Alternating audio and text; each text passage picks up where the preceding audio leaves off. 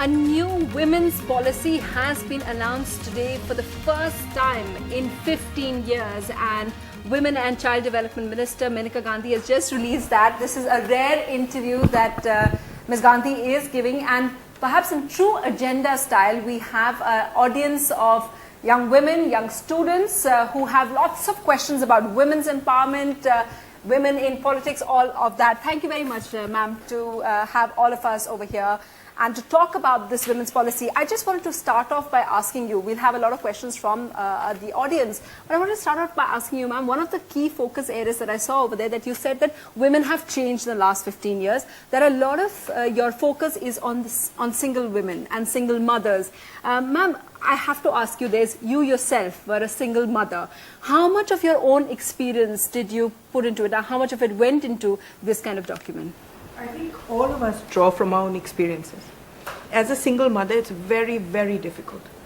And we rely for a lot on our family support. And we would like to make lives easier and have policies for widows, for single women, for women who adopt children.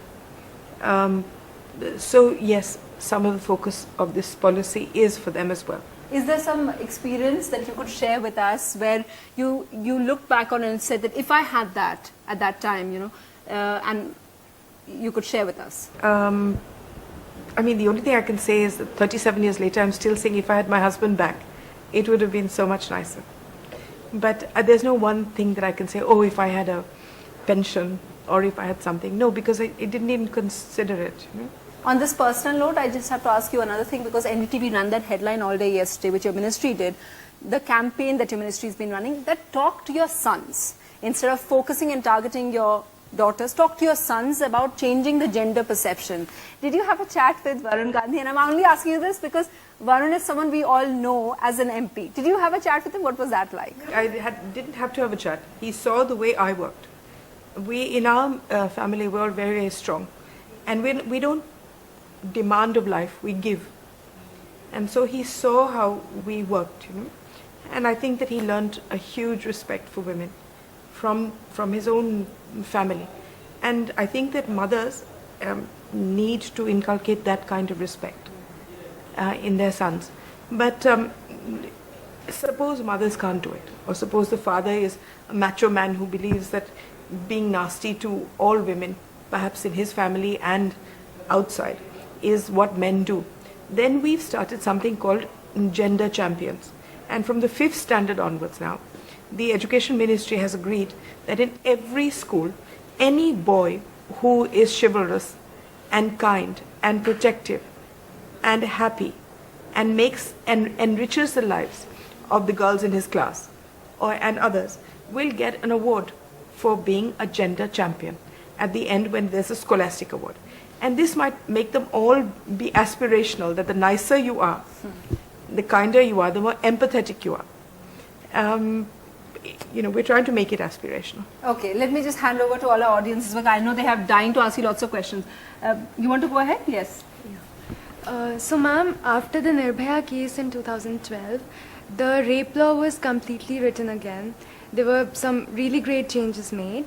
But marital rape was a situation that was not touched.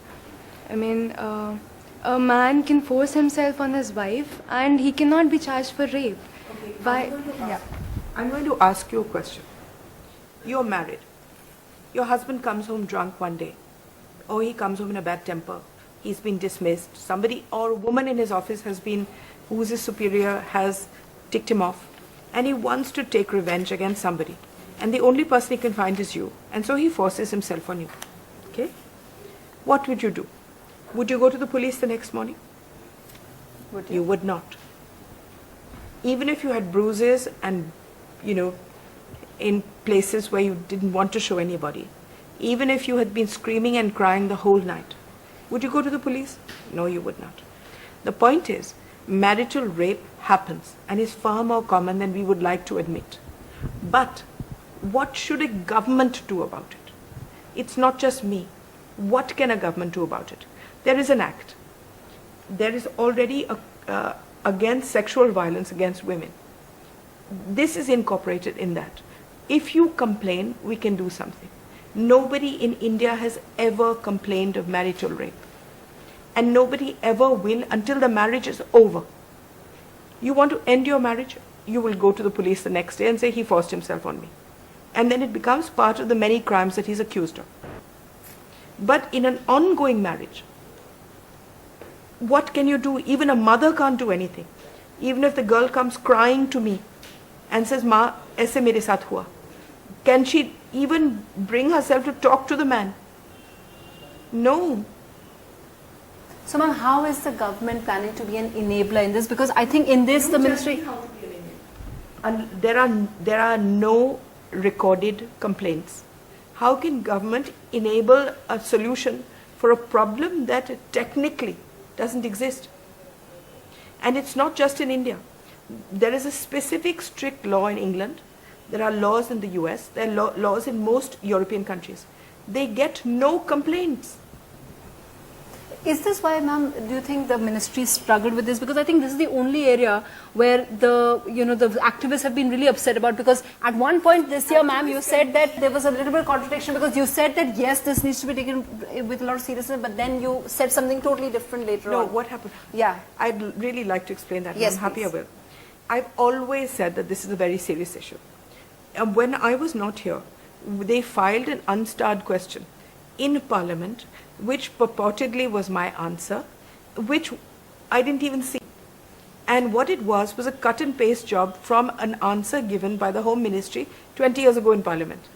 Right. And when I got to know about it, I was so furious, because The one which said it's part of the social problem. And no, it didn't say that. It said, no, Indian women are special, it never happens to them. So you never said that? No, I never. And what I did was, I was abroad when this happened.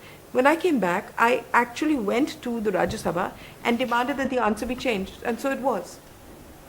And the point is, what I'm trying to say here is that yes, it happens, and it happens often.